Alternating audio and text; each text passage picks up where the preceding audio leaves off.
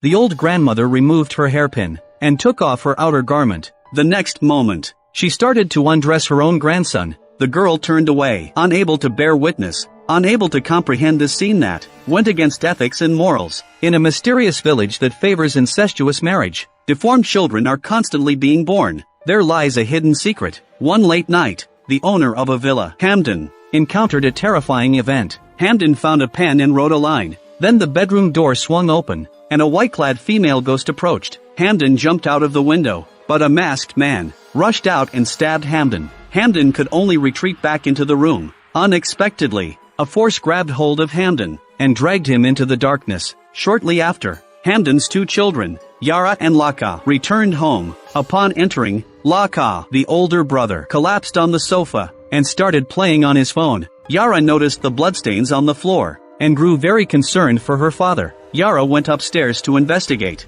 and found someone under the covers. Thinking Hamden was already asleep, she turned to close the window. The person on the bed had already stood up. Yara lifted the covers, only to find nothing underneath. Soon, she heard her brother's voice downstairs. It turned out that Laka had found their father. Their father let out a roaring sound from his throat, and then his entire face began to decay. Hamden vomited his internal organs, then collapsed on the ground, no longer breathing, yet still clutching an amulet in his hand. Hamden's death was extremely mysterious. As Laka cleaned him up, the body suddenly opened its eyes. Everyone wanted to bury Hamden, but a heavy rain fell that night, forcing the burial ceremony to be postponed. After everyone had left, Laka shared his doubts with Yara, wondering if their father had studied black magic, which could explain his strange death. Yara believed in their father, urging her brother not to jump to conclusions. Laka went upstairs to rest, but heard noises coming from their father's room. He entered the room with a flashlight to investigate, but found no ghostly figures flashing on the walls.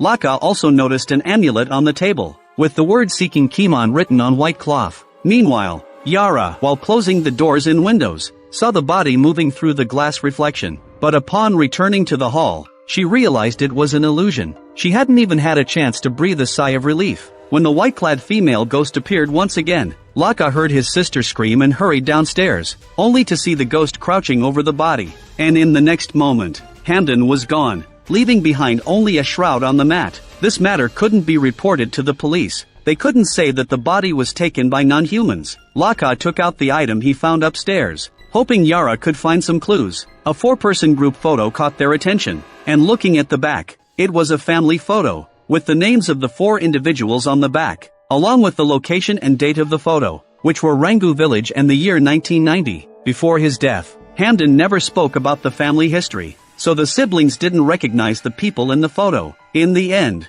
the siblings decided to visit Rangu village. The small village was in a remote location, and as they got off the car, their phone signals disappeared. Yara even stepped on a dead rat, and saw a villager approaching to ask for directions, but the person fled as if seeing a ghost. Laka saw a signpost behind the bushes. Deciding to move forward first, they encountered a young woman, and inquired about the house of the person named Jima in the photo. The young woman guided the two of them. At this moment, Yara crouched down to tie her shoelaces, and was left behind by her brother. As she stood up to catch up, a stranger suddenly appeared, dabbing saliva on Yara's face. Laka heard his sister's voice and came to check, but the stranger ran away. The three of them walked forward for some time, finally entering the heart of the village. This was one of the main rice supply areas in Java Island, with many unique customs. Few outsiders come here. Madame Jima's house is very large, referred to by locals as the Elder. Laka knocked on the door, and showed the group photo. Jima invited them inside, serving them a strange tea, which they drank. Yara didn't drink it hastily.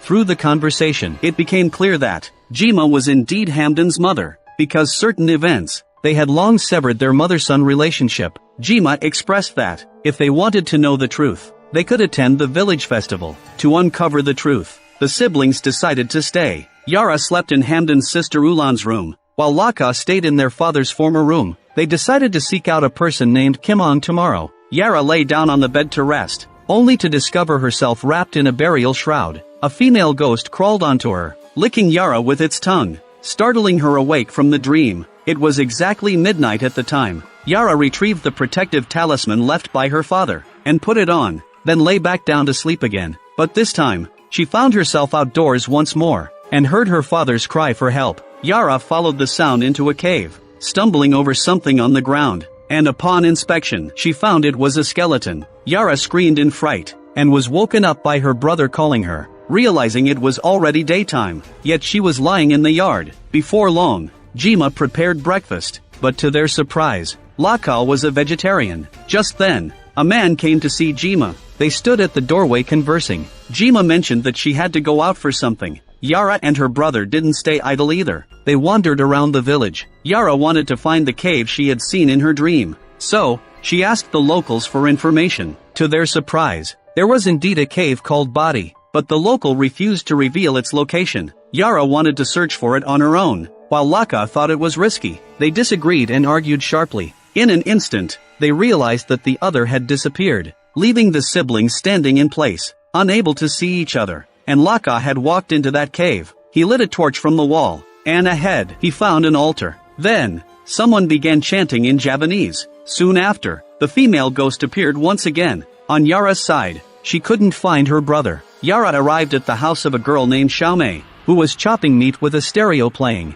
Upon closer inspection, Yara discovered that the chopping board held the meat of a baby. Not wanting to alarm Xiaomei, Yara retreated back into the woods, but she fell into a pit. Yara tried to climb out but failed. At that moment, a coconut fell, and as she cautiously picked it up to examine, Yara realized that the coconut had transformed into her father's head, frightening her, causing her to drop it immediately. Just then, the guide named Achiang appeared, reaching out to pull her out of the deep pit. Achiang instructed Yara to go back first, as the missing individuals from this village would always return to Madame Jima's house. Therefore, there was no need to worry about Laka. Yara wanted to know the village's secret. Achiang told her to meet him at the village entrance at 3 a.m., where they could discuss further. Kenapa lo mau bantu gue? Karena semua ini harus diakhiri.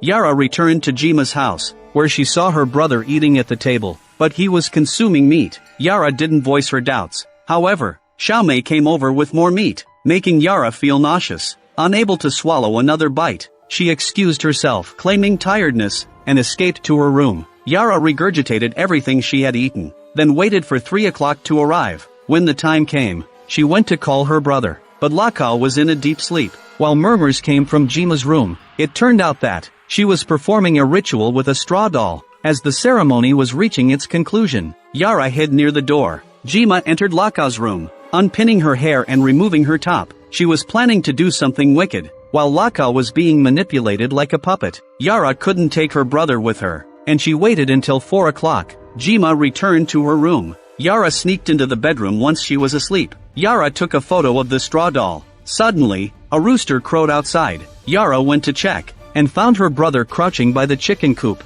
biting into a hen. He lunged towards Yara. A woman rushed out to help. The noise woke up Jima. The woman fled into the darkness. Yara helped her brother into the room. Laka had returned to normal. Jima said, "This is all Hamdan's doing," blaming him for studying black magic. In this village, all babies are killed, to ensure everyone's safety. Now, the demon allied with Hamdan has started targeting Laka. To break the curse, a certain ritual must be performed. Yara didn't listen to Jima. She just wanted to take her brother home. Yara asked Laka to rest first. Then she went to pack her things. When she left the bedroom, her brother suddenly disappeared, and a growl came from above. Laka was clinging to the ceiling. The next moment, he pounced on Yara, almost strangling his own sister. Jima intervened just in time, and the siblings had to perform the ritual. Early the next morning, Jima took them to a mysterious cave, where many villagers had gathered inside, all wearing white masks. Yara saw the chopping knife on the altar, and realized something was amiss. Yara turned and ran away.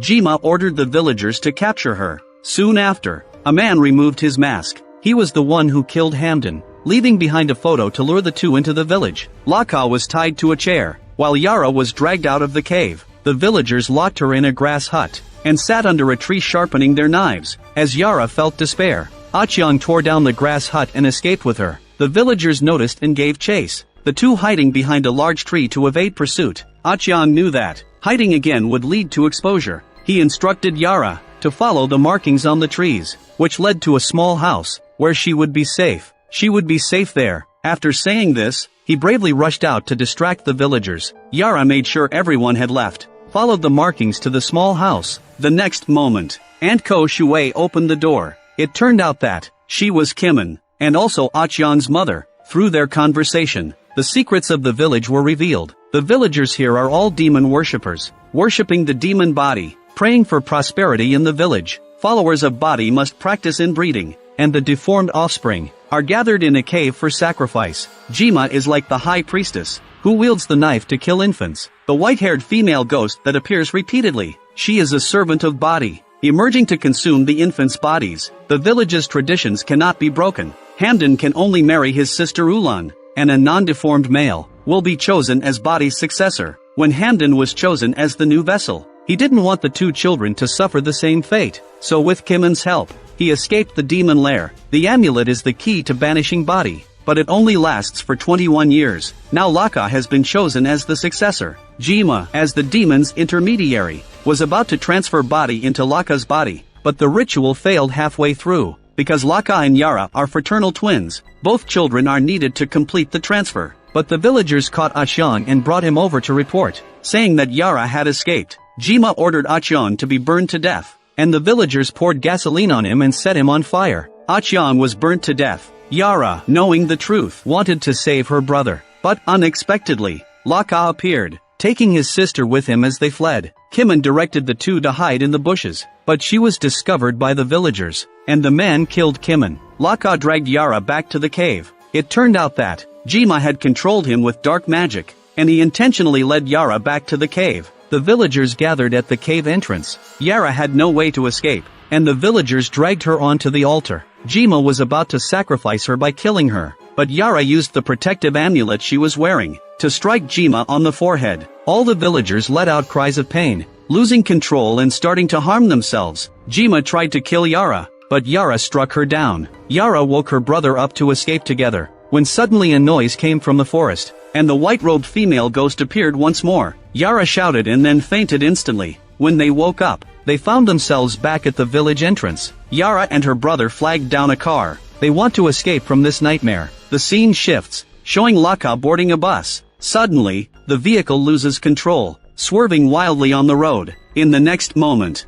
Laka, covered in blood, gets out of the car with a machete, while under the bridge at the village entrance lies Yara's body, revealing that the sacrifice has been completed. Laka has become the vessel for body. The movie ends here. The female lead is a familiar face in Indonesian horror films, and the theme is the common rural cult setting. Overall, it lacks originality, telling the story of a pair of twins investigating their father's death in a remote village, only to accidentally fall into a deadly cult trap. The ending is somewhat unconventional, and surprisingly satisfying. If you enjoy my channel, please consider subscribing.